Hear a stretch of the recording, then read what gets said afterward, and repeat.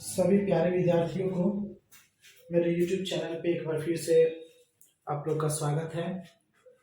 तो ये जो क्लास होने वाली है ये 10वीं की CBSE और BSCB मतलब केंद्रीय विद्यालयों के लिए और उसके बाद बिहार बोर्ड दोनों परीक्षाओं की तैयारी के लिए ये लाभदायक क्लास है। तो इसमें हम लोग आज की जो चैप्टर है वह है त्रिकोणमिति।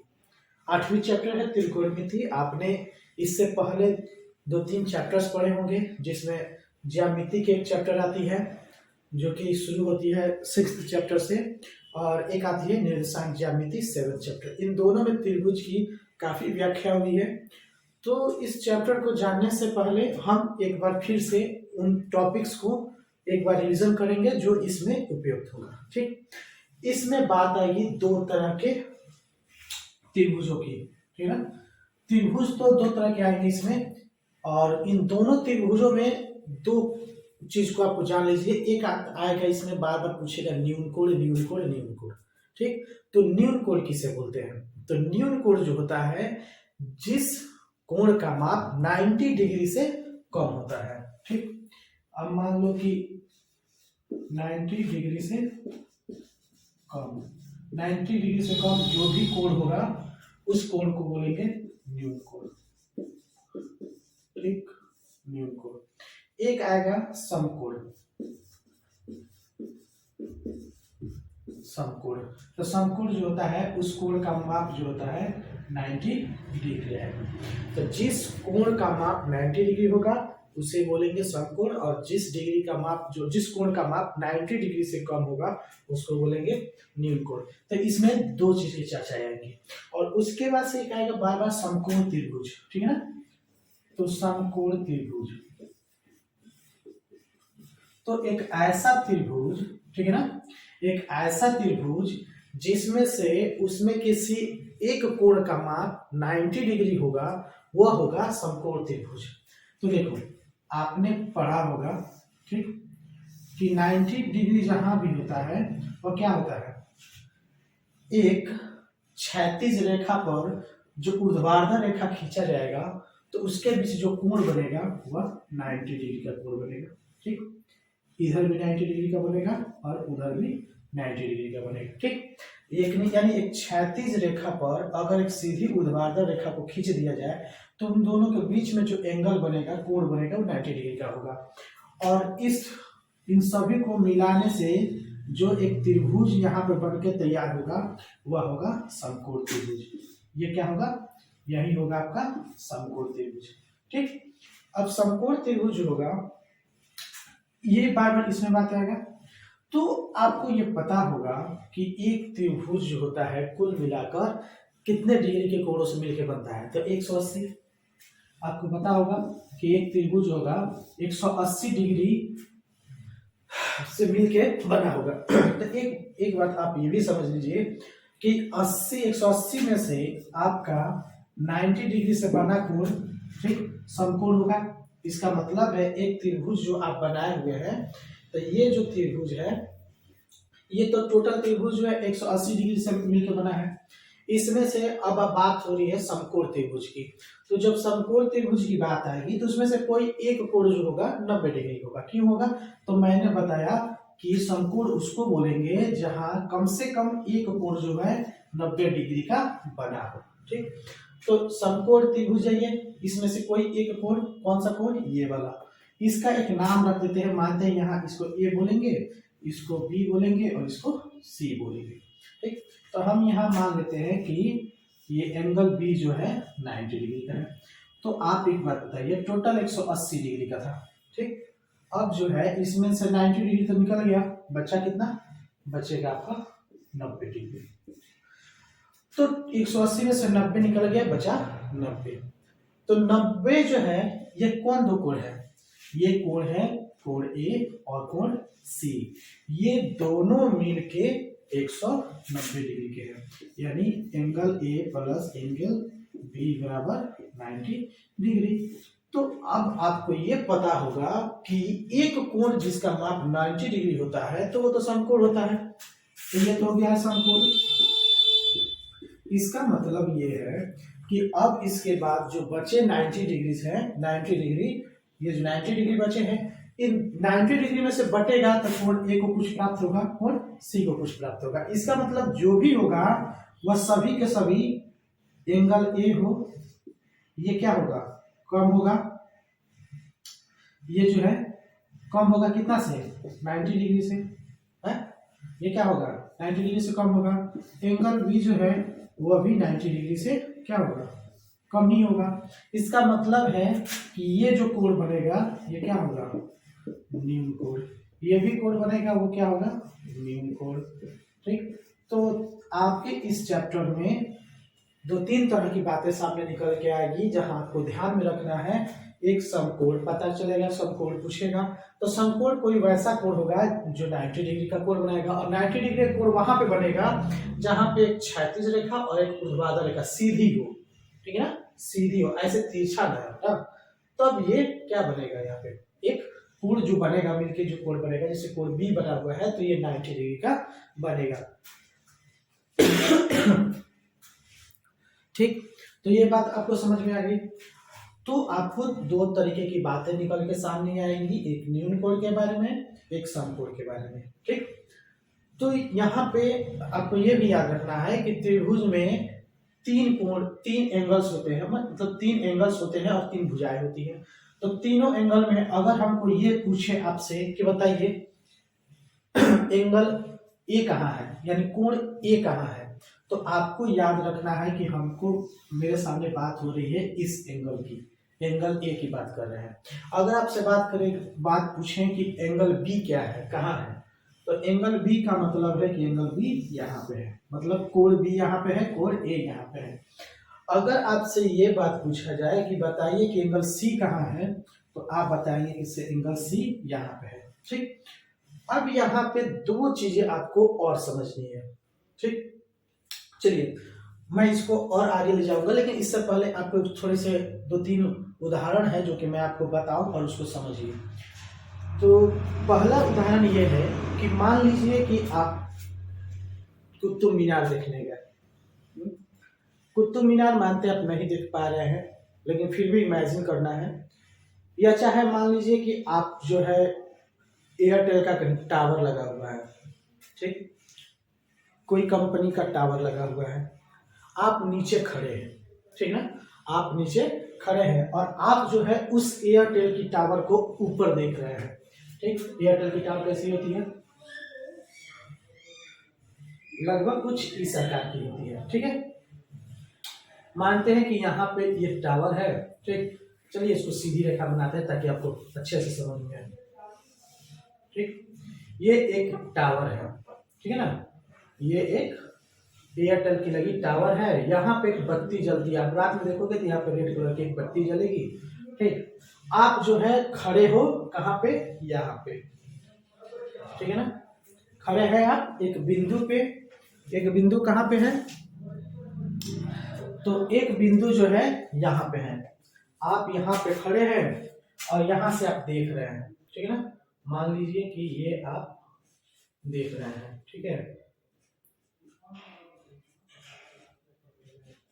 यहाँ से आप आंख लगा के इसको देख रहे हैं। ठीक, एक ये हो गया।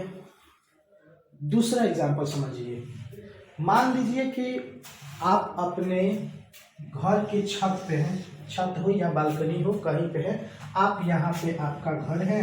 ठीक, आप यहाँ पे खड़े हैं, आपकी ये छत है, यहाँ पे आप खड़े हैं, यहाँ से आप देख रहे हैं नीचे की तरफ। ठीक, आप यहाँ से नीचे की तरफ देख रहे हैं कि यहाँ पे कुत्ता है, क्या है, कुत्ता है, और आप जो है यहाँ से इस कुत्ते को देख रहे हैं। तो यहाँ पे 2 स्थिति आएगा, 2 स्थिति, एक तो आप नीचे से ऊपर की तरफ देख रहे हैं और एक ऊपर से नीचे की तरफ देख रहे हैं।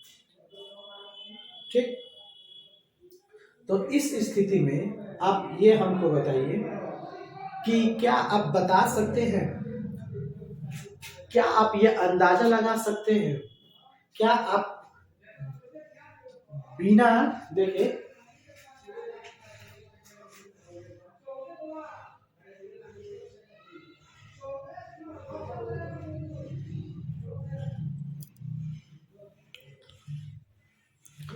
आप इसे बता सकते हैं कि इस जो टावर है, यह टावर आपके आँख से कितनी दूर है।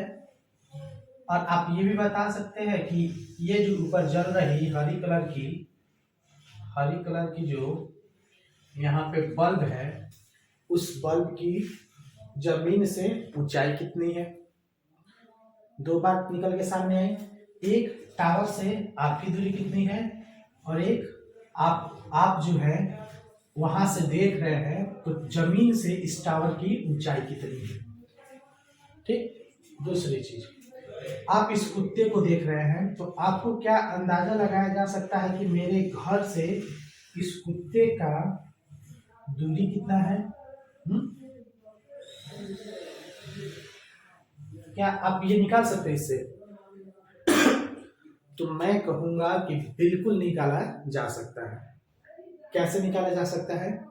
तो ये संभव है इसी त्रिकोणमिति के अनुसार, इसी त्रिकोणमिति के फॉर्मूले के अनुसार हम इसी त्रिकोणमिति के मेथड से इन दोनों दूरियों को निकाल सकते हैं। पहली दूरी, अगर आप नीचे से किसी ऊपर के किसी भी वस्तु को देखते हैं तो क्या आप अंदाजा लगा के बता सकते हैं कि हाँ, कि जमीन से उसकी ऊंचाई कितनी होगी?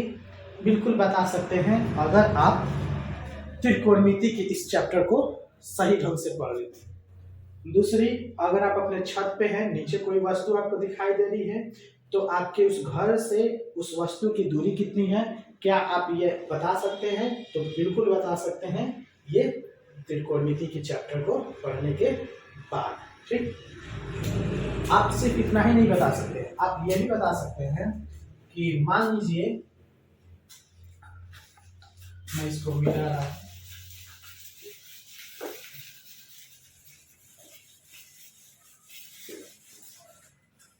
मान लीजिए कि आप पतंग उड़ा रहे हैं। ठीक। पतंग मतलब आपकी जो पतंग है यहाँ पे,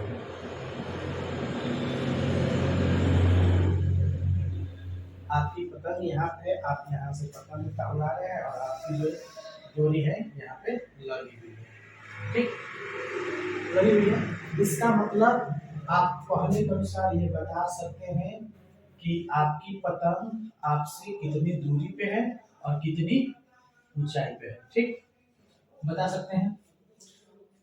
फिर आप इसी से मानते हैं कि कुछ डोरी को और छोड़ने के बाद ये पतंग जो होगी किसी समय यहाँ भी जा सकती है। ठीक,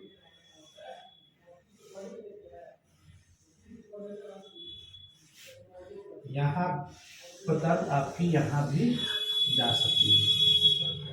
और आप ये भी बता सकते हैं कि अब जो है मेरी पतंग की दूरी कितनी है। ठीक, या मान लीजिए आपने यहाँ से पतंग उड़ाया, आपकी पतंग की स्थितियां दो हो गई। ठीक, तो इन दोनों स्थितियों में आपकी पतंग की ऊंचाई क्या रही होगी, आपकी पतंग कितनी दूरी पे है। ठीक, आपने कितनी जो है डोरियां उसको छोड़ के आप उड़ा रहे हैं, ये सारी जानकारियां जो है आप निकाल सकते हैं सिर्फ इस त्रिकोणमिति को पढ़ने के बाद।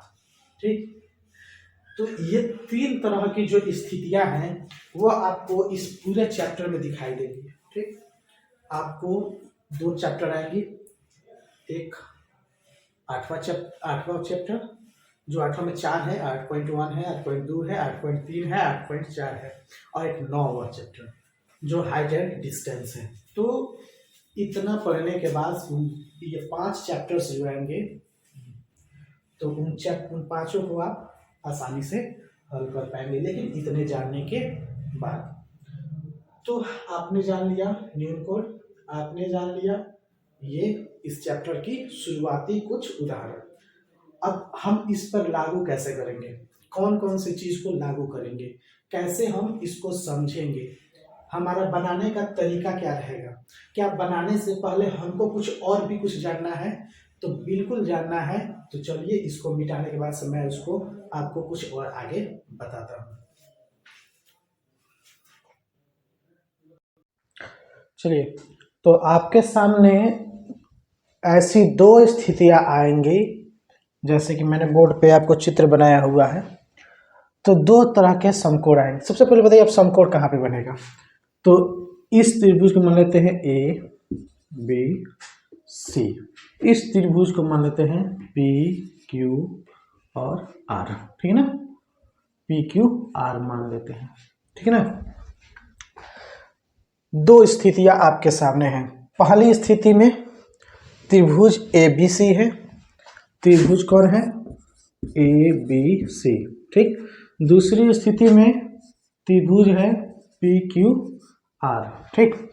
त्रिभुज पी क्यू आर और त्रिभुज ए बी सी आपकी दो समकोण त्रिभुज है। अब समकोण त्रिभुज के लिए मैं आपसे ये पूछना चाहता हूं कि बताइए समकोण कहाँ पे बनेगा, ए पे बनेगा, बी पे बनेगा या सी पे बनेगा, पी पे बनेगा, क्यू पे बनेगा या आर पे बनेगा। तो मैंने बताया था समकोण किसको बोलते हैं, ठीक है ना, समकोण किसको बोलते हैं। तो समकोण किसको बोलते हैं, जो 90 डिग्री के बराबर हो, क्या हो, 90 डिग्री के जो बराबर होगा वह होगा समकोण। क्या होगा, समकोण होगा, जिस कोण का मान 90 डिग्री पे होगा वह होगा समकोण। अब जो है मैंने आपको ये भी बताया कि एक होगा न्यून कोण, क्या होगा, न्यून कोण, ठीक है ना। तो न्यून कोण का मान, न्यून कोण किसको बोलते हैं, जिस कोण का मान 90 डिग्री से कम हो, ठीक है ना। कोण जो होगा 90 डिग्री से कम होगा वह क्या होगा, क्या होगा, सॉरी मानिए इसको हटाइए, 90 डिग्री, आप वो उसको मैंने गलत तरीके से लिखा था, 90 डिग्री से कम क्या होगा, न्यून कोण होगा, ठीक है ना, ये होगा न्यून कोण। तो सबसे पहले हम यहाँ समझते हैं कि समकोण कौन है और न्यून कोण कौन है, ठीक। तो आप इस फिगर को देख के आप बताइए समकोण कौन है, समकोण कौन है, आप इस चित्र को देख के बताइए समकोण कौन है। तो इस जब आप चित्र को देखेंगे, इस त्रिभुज को देखेंगे, तो मैंने बताया था कि एक क्षैतिज रेखा पर जो एक सीधी ऊर्ध्वाधर रेखा खड़ी होगी वही होगा, क्या होगा, समकोण। मतलब समकोण कौन होगा, कोण बी, कोण बी जो हैगा ये होगा समकोण, और इसका कोण कितना डिग्री होगा, 90 डिग्री, ठीक। अब इसी तरह पी क्यू आर में समकोण कौन होगा, समकोण होगा कोण क्यू, क्या होगा, कोण क्यू, इस कोण का मान कितना होगा, 90 डिग्री, कितना होगा, 90 डिग्री। तो जो कोण समकोण होगा उसका मान होगा 90 डिग्री, जो कोण न्यून कोण होगा उसका मान होगा 90 डिग्री से कम, ठीक। अब आइए, अब एक और चीज इसमें आएगी कि अब न्यून कोण कौन कौन से होंगे, क्या, न्यून कोण। तो न्यून कोण जो होगा कोण ए होगा, न्यून कोण जो होगा कोण सी होगा। तो न्यून कोण, कोण ए और कोण सी। अब जो होगा इसमें पी न्यून कोण होगा और क्यू और आर न्यून कोण होगा। तो न्यून कोण कौन होगा,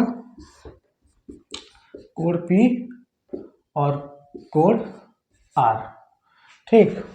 तो ये दोनों जो होंगे क्या होंगे, न्यून कोण होंगे, ठीक। अब इसके बाद से मैंने बताया इसमें दो स्थितियां हैं, अभी तक तो मैंने दोनों को सेम ही बताया।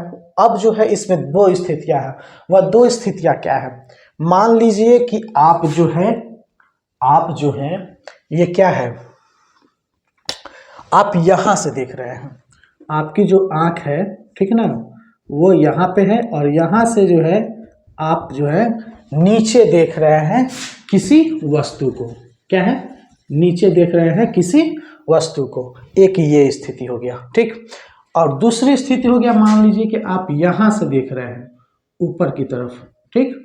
तो एक ये स्थिति हो गया कि आप इधर देख रहे हैं ऊपर की तरफ, और एक देख रहे हैं ऊपर से नीचे की तरफ, दो स्थितियां हैं, ठीक। तो पहली चीज, हम यहाँ पे दोनों कोण बनी हुई है, दोनों न्यून कोण बनी हुई है, ठीक है ना। तो हम इसमें से लेते हैं कोण ए जो कि ऊपर से देख रहा है, तो इसलिए सी वाले को मिटा देंगे, और ऊपर से अब चूंकि हम यहाँ ऊपर वाले से देख रहे हैं तो यहाँ पे कोण ए से देख रहे हैं हम, मतलब यहाँ से देख रहे हैं, मतलब आंख हमारी कहाँ है, कोण ए के पास है। तो कोण ए के पास हमारी आंख है, तो हम यहाँ से देख रहे हैं, इसका मतलब जो है हमको भी सी की बात नहीं कर रहे हैं, कोण ए की बात कर रहे हैं। अब इसी के लिए अगर सी से बात करना है तो आइए यहाँ पे देखते हैं। तो यहाँ पे मान लीजिए आँख यहाँ से देख रहे हैं, इसका मतलब हमारा बिंदु कहाँ है, आर पे है। तो यहाँ पे हम इस कोण पी को हटा देंगे अभी फिलहाल के लिए। बात वही है, मैंने यहाँ पे वाला यहाँ वाला यहाँ पे ले लिया और यहाँ वाला यहाँ पे ले लिया, दो स्थिति आ गई। ठीक दो स्थितियाँ आ गई। अब इन दोनों स्थितियों में एक स्थिति ऊपर से नीचे की तरफ देखना और दूसरी स्थिति नीचे से ऊपर की तरफ देखना। ठीक, तो अब देखो दोनों स्थिति में क्या होगा। दोनों स्थिति में ये होगा कि आप जहां से देख रहे हैं, क्या है, जहां से आप देख रहे हैं, तो जहां से आप देख रहे हैं वो हो गया, एक ये हो गया। ठीक है ना। ठीक, तो जिस कोण की बात की जा रही हो, जिस कोण मतलब कोण ए, किसकी बात कर रहे हैं, कोण ए। यहां से किसकी बात कर रहे हैं, कोण आर। ठीक है ना। तो यहां से बात कर रहे हैं कोण ए और वहां से बात कर रहे हैं कोण आर। ठीक है ना। तो अब बात आता है यहाँ पे एक चीज, ठीक है ना, कि इन तीनों भुजाओं का नाम क्या होगा। इन तीनों भुजाओं का नाम क्या होगा, 1 2 3, 1 2 3। ठीक है, तीन भुजाएं हैं, तीनों भुजाओं का नाम क्या होगा। क्या दोनों स्थिति में अगर इसको कुछ बोलेंगे तो क्या इस स्थिति के लिए भी जो नाम ये होगा वही नाम ये होगा, ये जो नाम होगा वही ये होगा, कि दोनों में कुछ अंतर आएगा। तो बिल्कुल अंतर आएगा बाबू, इसको थोड़ा ध्यान से समझो। ठीक, याद रखिएगा, जिस एंगल की बात की जाए, जिस एंगल की बात की जाए, तो जिस एंगल में यहाँ ए एंगल की बात हो रही है, जिस एंगल में यहाँ आर एंगल की बात हो रही है, तो जिस एंगल की बात की जाए उसके ठीक सामने वाली भुजा, ठीक सामने वाली भुजा मतलब कौन है, एंगल ए के ठीक सामने भुजा कौन है जी, भुजा मतलब ये लाइनिंग। ठीक है ना, कौन सी भुजा कहलाएगी, बी से लेके सी तक। कौन भुजा कहलाएगी, बी से लेके सी तक। तो ए के ठीक सामने कौन है, बी सी। कोण ए के ठीक सामने कौन है, सामने है बी सी। ठीक है ना। उसी तरह आर के ठीक सामने कौन है, आर के ठीक सामने है कोण आर के ठीक सामने कौन है, बताओ, ठीक सामने है क्या, P और Q, है ना। तो दोनों स्थिति में हम ये जानेंगे कि दोनों में कौन सी भुजाएं सामने सामने है। ठीक है ना, कौन सी भुजाएं किसके सामने है, ये चीज हम जानेंगे। तो हमने जान लिया कि कौन किसके सामने क्या है।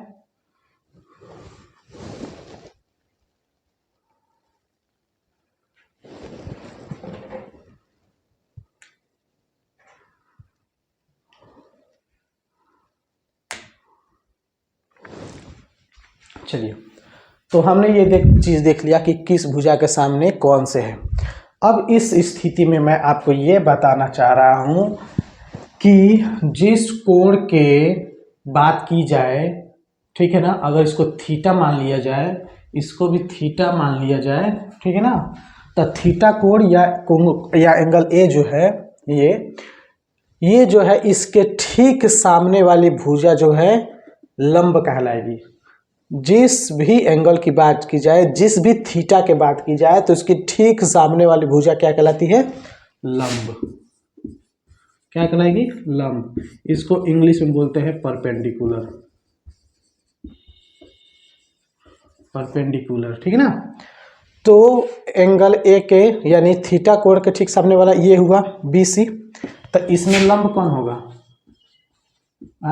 इस स्थिति में लंब होगा आपका BC। लंब कौन होगा, BC। लंब को किससे सूचित करते हैं, P से। परपेंडिकुलर का ये जो P है ना, इससे सूचित करते हैं लंब। तो इसके लिए लंब कौन होगा, ये एंगल R के लिए जो है, थीटा के लिए, थीटा R जो दिया हुआ है, इसके लिए लंब कौन होगा, इसके लिए लंब होगा ठीक इसके सामने वाला ये PQ। तो इसका लंब कहलाएगा ये। ठीक है ना। तो यहाँ इसके लिए लंब क्या होगा जी,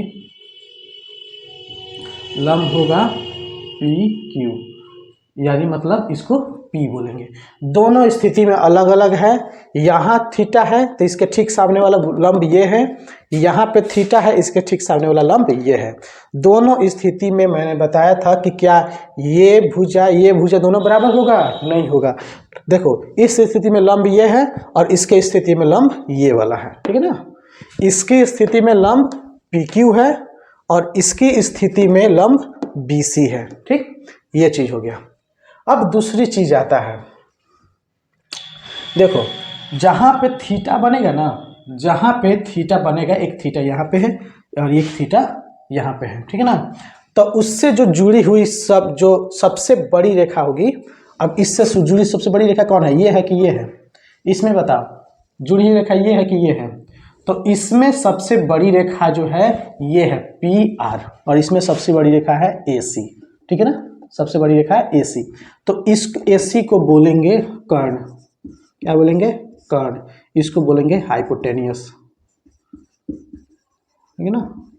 थोड़ा इंग्लिश वगैरह गलती लिखेंगे तो थोड़ा इसको देख लेना सब, ठीक है ना। और इसको H से सूचित करते हैं, यानी इसको डिनोट करेंगे किससे? H से। तुम स्मॉल h भी लिख सकते हो, ऐसी कोई बात नहीं है, ठीक है ना। यहां से जो है हाइपोटेनियस इसको बोलेंगे, कर्ण। इसको सूचित करेंगे H से। बताया ना कि जो सबसे, देखो थीटा से यानी एंगल से जुड़ी जो सबसे बड़ी रेखा होगी वही होगी हाइपोटेनियस। तो इससे जुड़ी रेखा ये है। तो लगभग तुमको ये देखने से ही पता चल जाएगा कि ये जो है हाइपोटेनियस कौन सा है, कर्ण कौन सा है। और कर्ण जो है किसी भी समकोण त्रिभुज के लिए लगभग एक ही तरह के होते हैं, ठीक है ना। वो पहले ही पकड़ में आ जाता है। और जो है लंब देखने के लिए हमको थीटा के ठीक सामने वाला देखना पड़ता है। अब उसके बाद से आधार। तो आधार देखो, इससे जुड़ी हुई जो रेखा होंगी इन दोनों के अलावा ये हो गया आधार, ठीक है ना। आधार इसको बोलेंगे बेस। बेस इसको B से डिनोट करेंगे, ठीक है ना। बेस का जो B है ना, इसलिए B को लिखेंगे स्मॉल b में B। और इसके लिए बेस ये होगा, ठीक है ना। ये होगा AB जो है बेस हो गया। तो बेस हो गया AB, इसको बोलेंगे आधार। क्या बोलेंगे? आधार। इसको डिनोट करेंगे B से। तो यहाँ तक आपको समझ में आ गया होगा। अगर नहीं आया होगा तो आप इसको फिर से समझने के लिए आप वीडियो को जो है प्रीव्यू करके देख सकते हैं। जहाँ पे कुछ लिखना हो आप रोक के वहाँ पे देख सकते हैं। यहाँ तक आपको समझ में आ गया होगा, ठीक ठीक है ना। यहाँ पे आपको समझ में आ गया होगा। और इसके लिए हम आपको फिर से एक छोटी सी रिवीजन करवाते हैं। चलिए, यहाँ एंगल A के लिए, ठीक है ना, एंगल A के लिए, यहाँ पे एंगल C के लिए, एंगल R के लिए, ठीक है ना, एंगल R के लिए। इसमें से जो आपको लिखना होगा आप लिख लीजिए। वीडियो को पॉज करके आप लिख लीजिएगा। इसमें से कुछ मैं मिटा रहा हूँ ताकि कुछ आगे लिख सकूँ।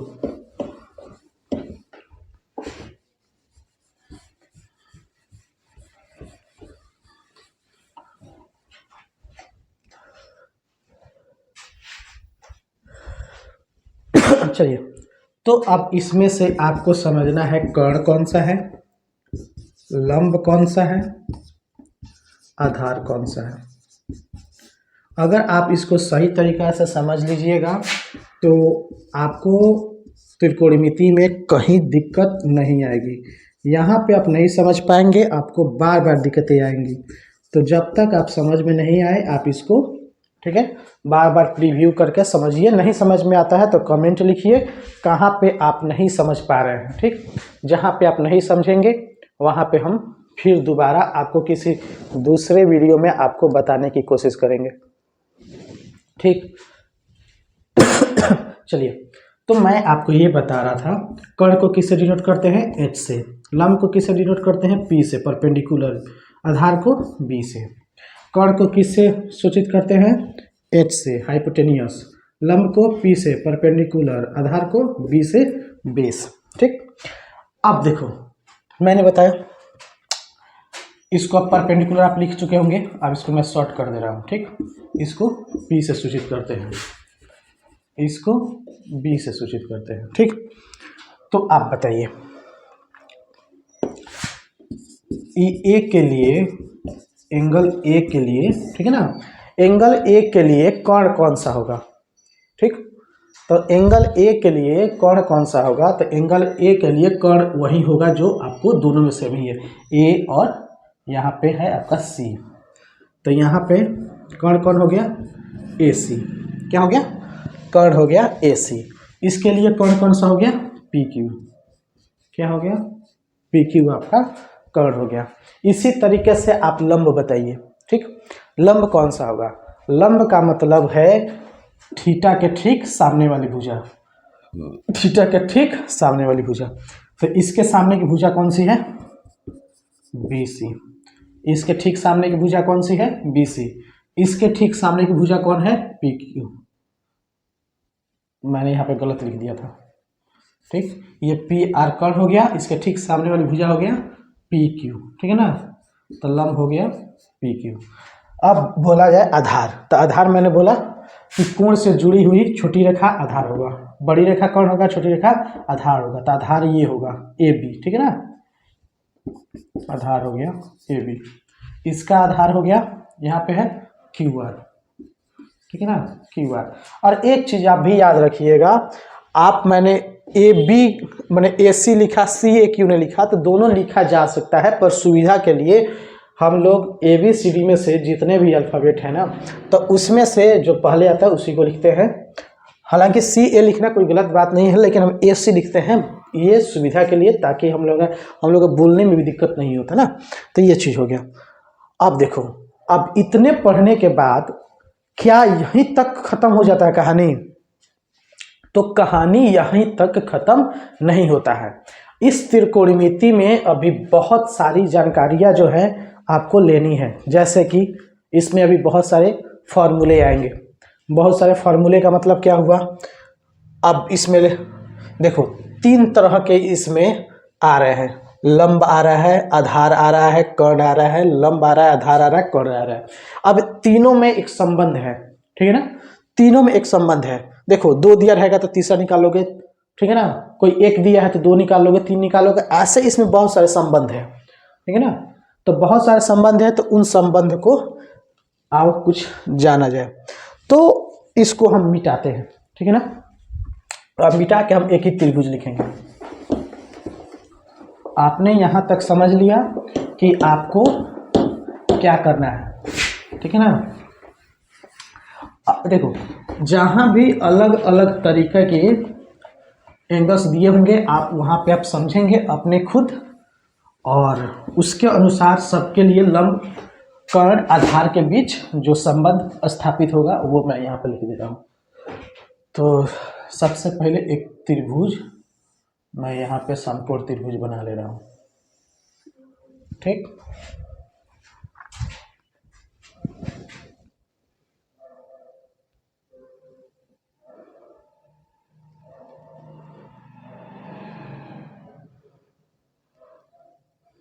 ठीक, ये हो गया त्रिभुज।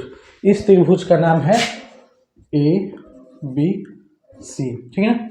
और हम जो है किसी एक कोण को लेकर चलेंगे। अब 2 कोण के लिए अलग अलग सूत्र लिखने की कोई जरूरत नहीं है, सबके लिए एक ही लिखते हैं, सबके लिए एक ही लिखते हैं, ठीक। हम यहाँ बात करेंगे क्या, एंगल सी के लिए, एंगल सी के लिए। तो अब बताओ, एंगल सी के लिए सामने वाला ये होगा लंब, इसको बोलेंगे पी, इसको बोलेंगे कर्ण, इसको बोलेंगे एच, और इसको बोलेंगे आधार, आधार इसको बोलेंगे बी, ठीक। अब यहाँ पे कुछ चीज लिख दे रहे हैं, लंब पी जो है ये है ए बी लंब है, आधार, ठीक है ना, आधार है आपका, आधार बी आपका क्या है, बी सी। कर्ण, कर्ण आपका हो गया एच ए सी, ठीक है ना, ये हो गया। अब इसमें देखो, आपने पढ़ा होगा पाइथागोरस प्रमेय, क्या पढ़ा होगा, पाइथागोरस प्रमेय। आपने पाइथागोरस प्रमेय में ये बातें पढ़ी जरूर होंगी कि एक समकोण त्रिभुज की 2 भुजाएं, एक समकोण त्रिभुज की 2 भुजाओं का वर्ग तीसरे भुजा के बराबर होता है। ठीक है ना। आपने ये पढ़ा होगा पाइथागोरस प्रमेय में कि एक समकोण त्रिभुज की दो भुजाओं का वर्ग तीसरी भुजा के बराबर होता है। तो कौन कौन सी दो भुजाएं मिलकर तीसरी भुजा के बराबर होती है आपको बता दे रहे हैं, ठीक है ना।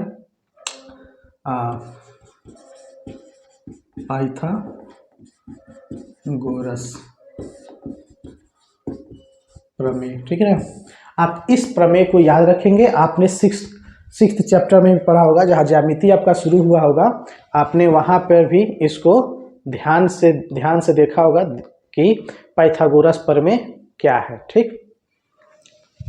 तो पाइथागोरस प्रमेय के अनुसार जो है कहता है ये कि त्रिभुज की दो भुजाएं, ये भुजा और ये भुजा, किसी त्रिभुज की दो भुजाओं का वर्ग तीसरी भुजा के बराबर होता है, इसके बराबर होगा, ठीक। तो आइए कौन कौन सी भुजा की मैंने बात की, लंब भुजा, किसकी भुजा बात की, आधार भुजा, ठीक है ना।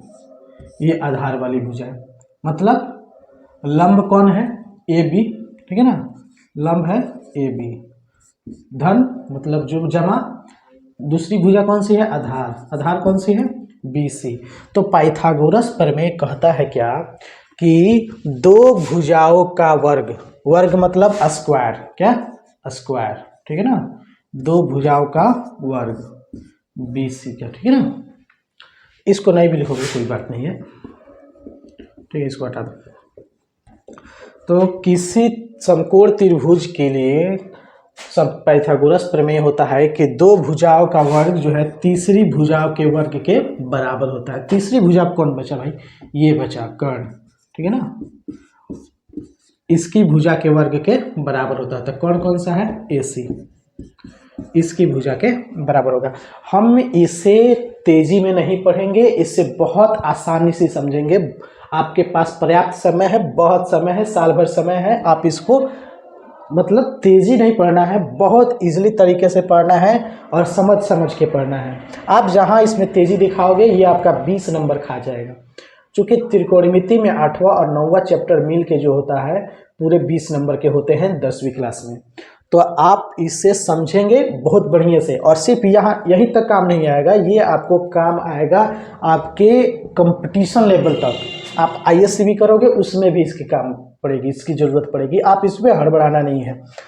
तो मैं ये बता रहा था कि पाइथागोरस प्रमेय ये होता है कि दो छोटी भुजाओं के मिलने से, दो छोटी भुजाओं के वर्ग के, ठीक है ना, वर्ग के योग के बराबर होता है ये कर्ण वाली भुजा, यानी लंब का स्क्वायर प्लस आधार का स्क्वायर बराबर कर्ण का स्क्वायर, ये चीज़ हो गया।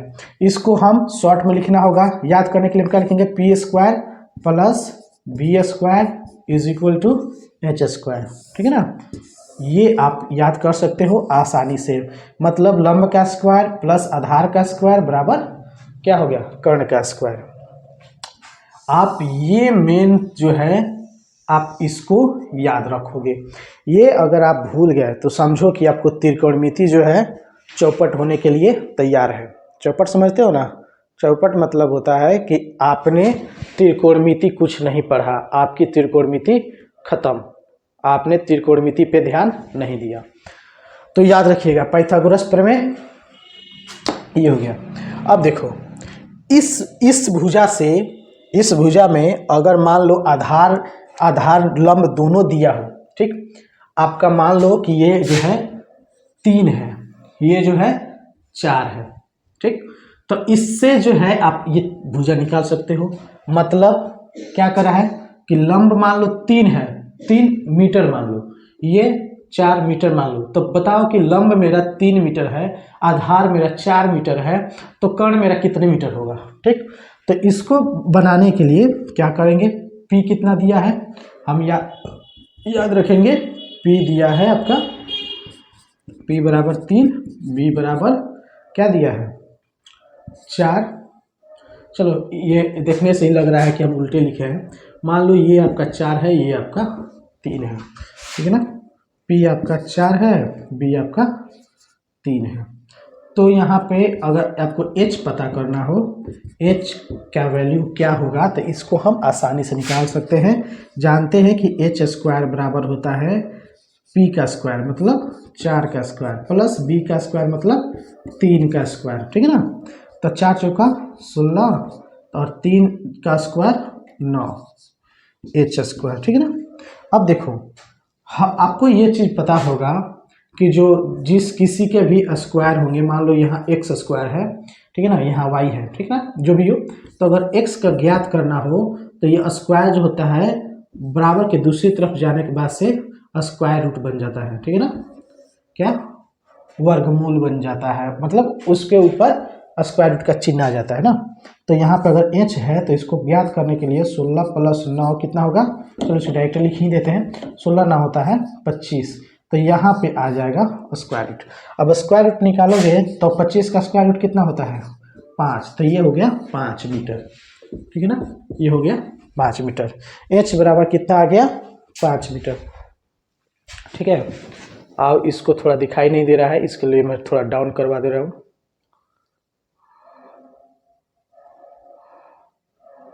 ठीक है ना। आपने देख लिया कि 5 मीटर है।